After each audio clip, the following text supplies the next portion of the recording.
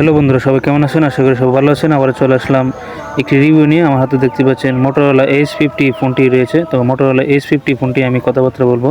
এটা বিগত আমি 4-5 দিন ধরে এই ফোনটি ব্যবহার করতেছি। 4-5 দিন এই ফোনটি ব্যবহার করার পর আমি কী বুঝলাম এই ফোনে এবং কতটুকু পারফরমেন্স পাচ্ছি, এই ফোনটি কতটুকু ভালো সার্ভিস দিচ্ছিল সেটাই আমি কথাবার্তা বলবো। তো হ্যালো বন্ধুরা, তো এই ফোনটিতে রয়েছে আপনার AMOLED ডিসপ্লে, তো কার্ড ডিসপ্লে একটি ফোন। সো যথেষ্ট পরিমাণ কার্ড এই ফোনটিতে রয়েছে।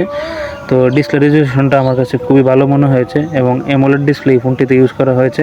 তো বর্তমানে আমি এখন ফোনের অ্যাবাউট সেকশনে গেলাম। তো আপনারা দেখতেই পাচ্ছেন আমার হাতে যে ফোনটি রয়েছে, এই ফোনটির র্যাম হচ্ছে 8GB 256GB রুম। তো এই ফোনের র্যাম রুম নিয়ে কোনো কমতি নেই। ফোনের র্যাম রুম আমার কাছে খুবই ভালো মনে হয়েছে এবং এই ফোনটিতে একটা হাই রেজলিউশনের একটি প্রসেসর ইউজ করা হয়েছে, যথেষ্ট পরিমাণ ভালো আমি বলবো। এবং এই ফোনটিতে রয়েছে অ্যান্ড্রয়েড ভার্সন 16। তো এই ফোনটিতে স্ন্যাপড্রাগনের একটি প্রসেসর ইউজ করা হয়েছে, স্ন্যাপড্রাগন 7 জেনের একটি প্রসেসর। তো এই প্রসেসরটি আমার জানা মতে খুবই একটা ভালো একটি প্রসেসর। তো এই ফোনটি যখন আমি লং টাইম ইউজ করেছি আমার কাছে অনেকটা ভালোই মনে হয়েছে। এবং এই ফোনটিতে ইউজ করা হয়েছে রিফ্রেশ রেট। আমি যে ফোনগুলো সবসময় সবচেয়ে জোর দিয়ে কথা বলি এই ফোনটি রিফ্রেশ রেট নিয়ে, তো এই ফোনটিতে 60/120 রিফ্রেশ রেট রয়েছে, সেটা কিন্তু একটা ভালো দিক।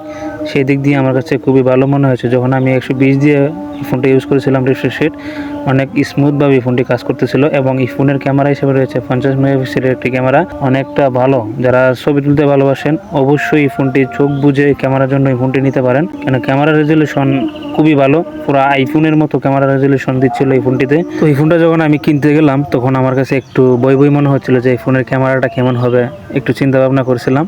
তখন আমার কাছে একটু কনফিউজ মনে হয়েছিল। যখন আমি ফোনটা কিনে যখন ক্যামেরাটা ইউজ করি, 4-5 দিন ধরে ক্যামেরাটা ইউজ করতেছি, আমার কাছে খুবই ভালো মনে হয়েছে ক্যামেরাটি। যারা ছবি তুলতে ভালোবাসেন, যারা ফটোশ্যুট করতে ভালোবাসেন, তারা একবারে নিঃসন্দেহে এই ফোনটি নিতে পারেন যে কোনো জায়গা থেকে। কেননা এই ফোনে ভিডিও করা যাচ্ছে 4K রেজলিউশনের ভিডিও করা যাচ্ছে এবং 4K রেজলিউশনের ভিডিও মানেই অন্যরকম।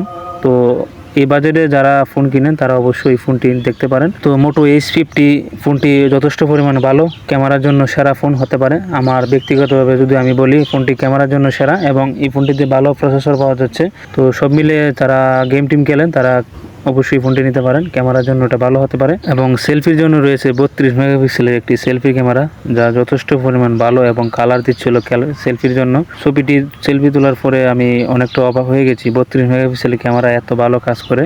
এবং এই ফোনটিতে রয়েছে আপনার ইন ডিসপ্লে ফিঙ্গারপ্রিন্ট। যখন আমি টেস্ট করি তখন আমার কাছে মনে হয়েছে একটু ডিলে মনে হচ্ছে, একটু স্লো কাজ করে, কিন্তু এগুলো আপনার আস্তে আস্তে আপডেটের মাধ্যমে ঠিক হয়ে যাবে। কিন্তু যথেষ্ট পরিমাণ ভালো ফাস্ট কাজ করতেছিল, কিন্তু মাঝে মধ্যে স্লো করতেছিল। এটা কেন হচ্ছিল এটা আমি সঠিক বলতে পারতেছি না। এটা মনে হয় যে আপডেটের পরে ঠিক হয়ে যেতে পারে, আপনারা দেখতেই পাচ্ছেন।